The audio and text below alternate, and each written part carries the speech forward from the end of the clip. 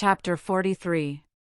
Why should I pause to ask how much of my shrinking from Provis might be traced to Estella? Why should I loiter on my road, to compare the state of mind in which I had tried to rid myself of the stain of the prison before meeting her at the coach office, with the state of mind in which I now reflected on the abyss between Estella in her pride and beauty, and the returned transport whom I harbored? The road would be none the smoother for it, the end would be none the better for it, he would not be helped, nor I extenuated. A new fear had been engendered in my mind by his narrative, or rather, his narrative had given form and purpose to the fear that was already there. If Compeyson were alive and should discover his return, I could hardly doubt the consequence. That Compeyson stood in mortal fear of him, neither of the two could know much better than I, and that any such man as that man had been described to be would hesitate to release himself for good from a dreaded enemy by the safe means of becoming an informer was scarcely to be imagined. Never had I breathed, and never would I breathe, or so I resolved, a word of Estella to Provis. But, I said to Herbert that, before I could go abroad, I must see both Estella and Miss Havisham.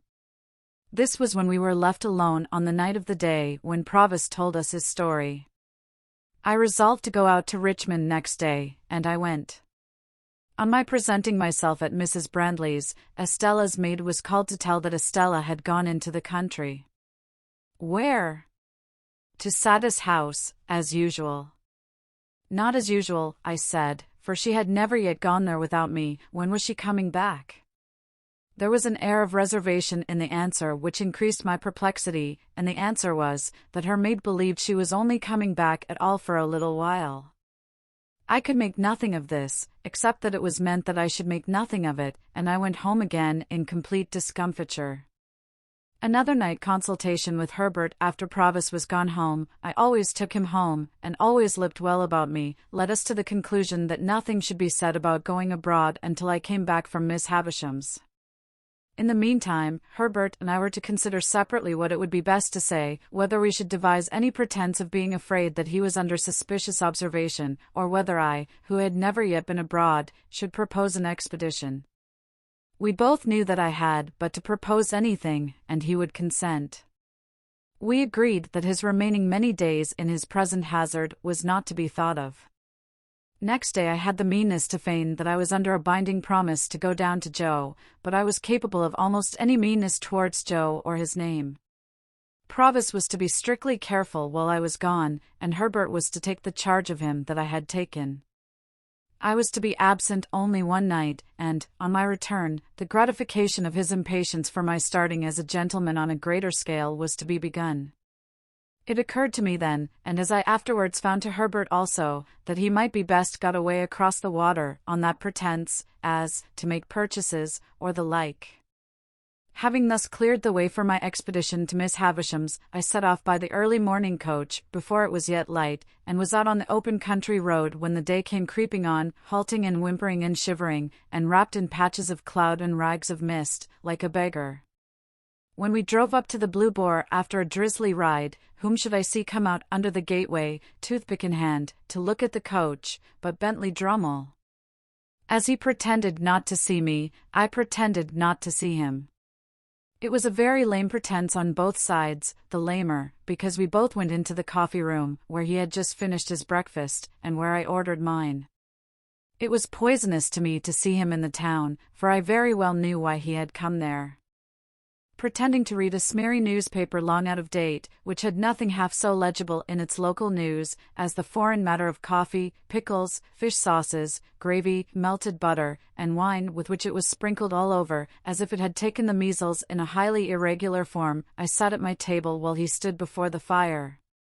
By degrees it became an enormous injury to me that he stood before the fire. And I got up, determined to have my share of it. I had to put my hand behind his legs for the poker when I went up to the fireplace to stir the fire, but still pretended not to know him. "Is this a cut?" said Mr. Drummle. "Oh," said I, poker in hand, "it's you, is it? How do you do?" I was wondering who it was, who kept the fire off. With that, I poked tremendously, and having done so, planted myself side by side with Mr. Drummle, my shoulders squared and my back to the fire. You have just come down, said Mr. Drummle, edging me a little away with his shoulder. Yes, said I, edging him a little away with my shoulder. Beastly place, said Drummle. You're part of the country, I think? Yes, I assented. I am told it's very like your Shropshire.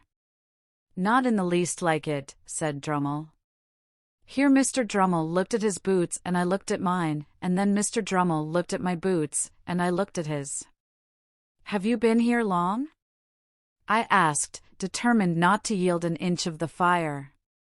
Long enough to be tired of it, returned Drummle, pretending to yawn, but equally determined. Do you stay here long? Can't say, answered Mr. Drummle. Do you? Can't say, said I. I felt here, through a tingling in my blood, that if Mr. Drummle's shoulder had claimed another hair's breadth of room, I should have jerked him into the window equally, that if my own shoulder had urged a similar claim, Mr. Drummle would have jerked me into the nearest box. He whistled a little. So did I. Large tract of marshes about here, I believe, said Drummle. Yes. What of that, said I, and Mr. Drummle looked at me, and then at my boots, and then said, oh, and laughed. Are you amused, Mr. Drummle? No, said he, not particularly. I am going out for a ride in the saddle. I mean to explore those marshes for amusement. Out of the way villages there, they tell me. Curious little public houses, and smithies, and that. Waiter! Yes, sir. Is that horse of mine ready? Brought round to the door, sir. I say. Look here, you sir. The lady won't ride today, the weather won't do. Very good, sir. And I don't dine, because I'm going to dine at the lady's. Very good, sir. Then, Drummle glanced at me, with an insolent triumph on his great jowled face that cut me to the heart, dull as he was, and so exasperated me, that I felt inclined to take him in my arms, as the robber in the storybook is said to have taken the old lady, and seat him on the fire. One thing was manifest to both of us, and that was, that until relief came, neither of us could relinquish the fire. There we stood, well squared up before it, shoulder to shoulder and foot to foot, with our hands behind us, not budging an inch.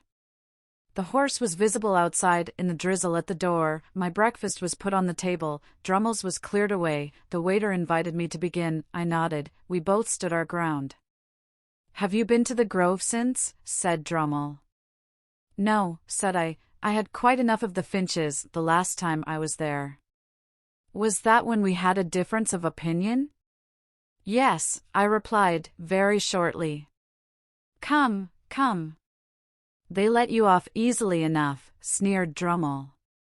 You shouldn't have lost your temper. Mr. Drummle, said I, you are not competent to give advice on that subject. When I lose my temper, not that I admit having done so on that occasion, I don't throw glasses. I do, said Drummle.